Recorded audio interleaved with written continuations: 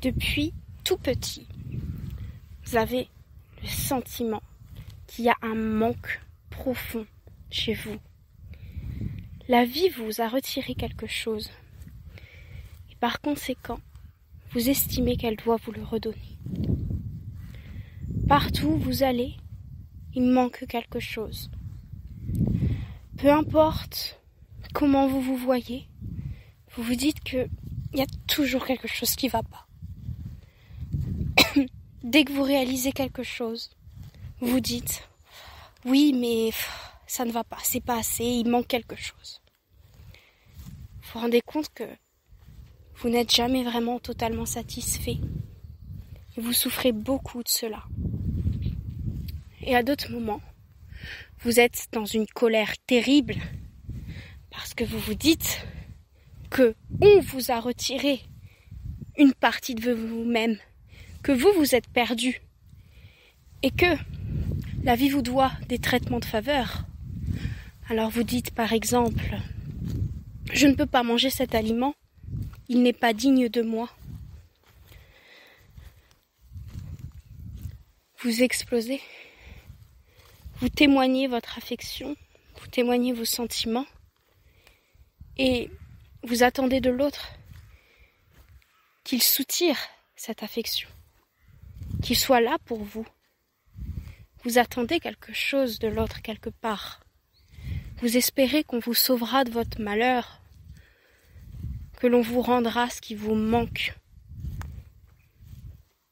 Vous alternez entre des états de profonde exaltation et des moments de profonde tristesse où les autres ont le secret et vous êtes tenu loin de ce secret. Comme si on avait décidé que la foudre s'était mise sur votre tête. Cette foudre vous a frappé. On l'a décidé et c'est tellement injuste. Et vous comprenez pas pourquoi est-ce que c'est vous toujours sur qui le malheur tombe. Alors, tout le monde a passé des bonnes vacances, mais vous, forcément, votre voiture est tombée en panne. Tout le monde s'amuse, va dans des fêtes, dans des soirées, et vous restez seul. Les gens sont aimés, et vous, personne ne vous aime. Vous sentez rejeté, abandonné par les autres. Et au fond, vous aimez croire que si le malheur vous est tombé sur la tête, c'est que quelque part, vous êtes l'élu. Vous avez quelque chose de spécial que du coup les autres n'ont pas. Et vous avez une particularité. Et vous avez envie d'accentuer cette particularité. Vous montrez que vous êtes original, que vous n'êtes pas comme les autres. Et vous allez montrer que vous avez quelque chose à apporter. Vous êtes créative. Vous êtes créatif parce que vous cherchez toujours ce que personne n'a vu. Vous cherchez le fameux détail qui va changer l'ensemble. Vous cherchez à innover, à apporter quelque chose de nouveau, d'original. Vous cherchez à montrer que vous pouvez apporter aussi quelque chose. Et vous voulez quelque part vous rassembler des autres et vous dire que finalement vous n'êtes pas si différent que ça et qu'on peut vous comprendre, qu'on peut vous percevoir tel que vous êtes. On peut vous voir dans toute votre singularité. On peut vous accepter. Et vous avez du mal à le comprendre fondamentalement. Vous avez cette tendance à vous replier sur vous-même et à vous éloigner du groupe. Et vous êtes sûr que les choses ne vont pas aller, qu'il va y avoir quelque chose qui va faire que on ne va plus vouloir de vous. Et d'ailleurs, lorsque vous avez une relation stable, une relation qui est parfaite, vous vous dites qu'il y a quelque chose qui ne va pas. Alors vous allez chercher la petite bête pour que l'autre comprenne que effectivement chez vous ça va pas.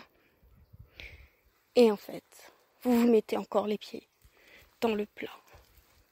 Vous y allez les pieds dans le plat et vous vous mettez plein de bâtons dans les roues, encore une fois. Et ça inconsciemment.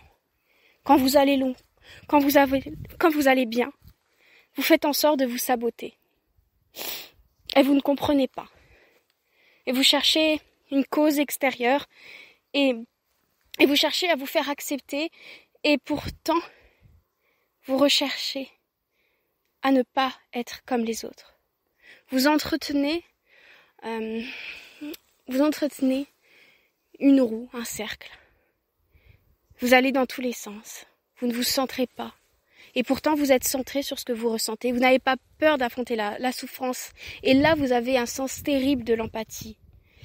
Mais par contre, vous êtes perdu. Vous voyez toutes les facettes de la vie, toutes les couleurs. Mais vous ne savez pas laquelle est la vôtre. Et les autres ne vous aident pas non plus à découvrir qui est la vôtre. Et au final, qui je suis au milieu de tout ça? Qui je suis? Grande question de l'énéatype 4. Qui je suis? Où je vais? Qu'est-ce que je fais? Grande question, parce que vous allez chercher chez l'autre qui vous êtes. Vous allez chercher à voir qui vous êtes dans le regard de l'autre. Mais vous allez vous rendre compte que ce qui vous est renvoyé ne vous plaît pas, que ce n'est pas vous. Alors, vous allez vous dire que ce n'est pas ça et vous allez chercher à être autre. Et en cherchant à être autre, vous allez encore une fois vous éloigner de qui vous êtes. Et vous allez imaginer, vous allez rêver que vous avez une image de vous intériorisée, un soi fantasmé, qui est beau, qui est parfait, qui est idéal. Et vous allez essayer de l'atteindre. Et vous allez plus le rêver que de vous réaliser. Et vous allez vous rendre compte que vous n'êtes pas ce soi idéal. Que ce soi idéal, il représente vos qualités que vous pensez manquer. Vos qualités, ces qualités que vous voyez chez les autres et que vous idéalisez. Et dont vous pensez être dépourvues, mais qui pourtant sont bien présentes à l'intérieur de vous au travers de ce soi fantasmé.